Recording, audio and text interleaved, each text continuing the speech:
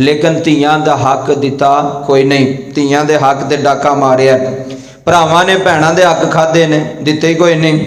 हालांकि शरीयत कहती जेड़ा बाप अपनी धी का हक खाएगा, और हक किदे वास्ते खांदा पे? पुत्रां वास्ते। लालच किदे वास्ते करदा पे? पुत्रां वास्ते, कि मैं धीआं कोल खो के ते पुत्रां नूं दियां। कई बाप ऐसे ने वो कहते नहीं जी साड़ी धी तो लैंदी नहीं। मैं क्या लैंदी क्यों नहीं? केड़ी धी जिहड़ी वो अपना हक ना लवे? क्योंकि शरीयत कह रही है। हुण जिस धी नूं बाप ने आखिया वे जे तू हिस्सा लिया तो तू साढ़े तू गई तो असी तेरे तू गए, हुण वो बेचारी ने हिस्सा लेना है, उन्हें तो अपना माँ प्यो बचाना, भैणां भरा बचाने, उन्हें कहना 2 मरले 4 मरले नूं मैं की करना है, चलो मैं नहीं लैंदी। जेड़ा बाप अपनी बेटी का हक खाएगा, और बेटी का हक ऐ सुन लो, बेटी का हक सिर्फ बाहर वाली जमीन च नहीं होंदा, बेटी का हक अल्लाह ने घर वाले मकान च भी रखे। जिस मकान के अंदर असी रह रहे हैं ना जी, उस मकान के अंदर भी धीआं का हक है, उस मकान के अंदर भी भैणां का हक है कि नहीं? बोलो हक है वे। भावें कोई दवे ना दवे, मुजरम है जिहड़ा नहीं दे रहा, वो अल्लाह की अदालत का मुजरम है, वो सज़ा उन्होंने मिलनी है अल्लाह की अदालत चों। क्यों? नबी पाक ने फरमाया जिहड़ा बेटी का हक जिहड़ा बाप खाएगा, कल क़यामत वाले दिन वही हक उहदे मोंढे ते पहाड़ बराबर रख दिता जाएगा, बोझ बना के।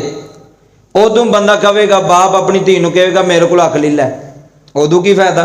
उदों भरा अपनियां भैणां नूं कहणगे साडे को हक लै लो, साडे ते अज बोझ बन गया, सानू अज परेशानी बन गई है।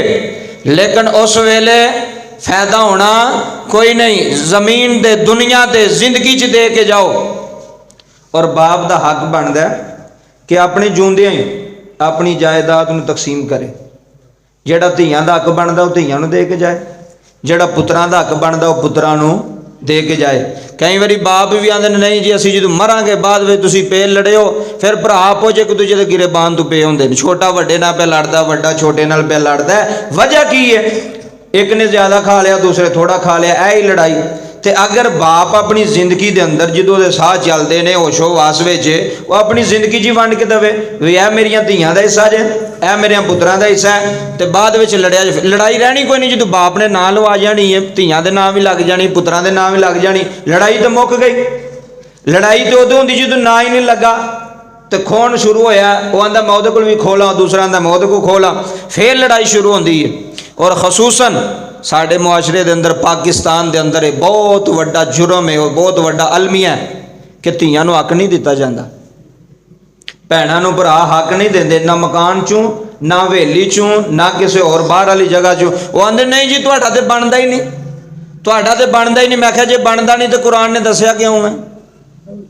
इस वास्ते बाप भी मुजरम होवेगा जिहड़ा धी दा हक उहदे कोल खो के ते पुत्रां नूं देवेगा, वो भरा भी मुजरम होवेगा। अल्लाह दी पाक बारगाह च कान खोल के सुन लो, जिहड़ा भैणां दे हक ते डाका मारेगा, जिहड़ा भैणां दा हिस्सा खावेगा, उन्होंने कदी सुकून आ सकता नहीं।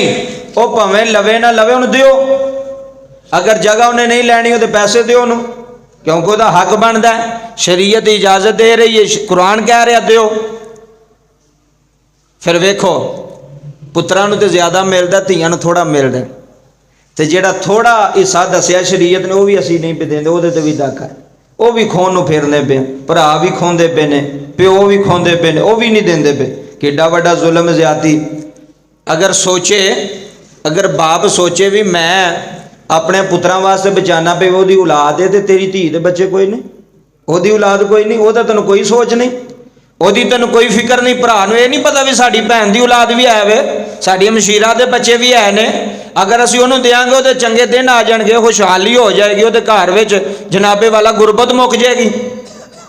लेकिन की रोना रोईए, इत्थे कोई सुनने नूं तैयार ही नहीं, कोई अमल करने नूं तैयार ही नहीं कि जनाब हिस्सा ये बनता जे, तो मैं नहीं बना रहा, ये अल्लाह ने बनाया, ये मुस्तफा ने बनाया कि बेटी का हिस्सा भी जे तो बेटे का हिस्सा भी है। सारे लोग जो बाप जाते हैं तो सानू लोग फोन करके मसला पूछते हैं जी साड़ी इन्नी जगह तो मैनू किन्ना आवेगा, तो मैं तो कभी कभी उन्होंने कहना भी भैणों का भी पुछो उन्होंने किन्ना आवेगा, वो कोई नहीं पूछते, अपने सारे पे हो साढ़े किन्ना बनेगा।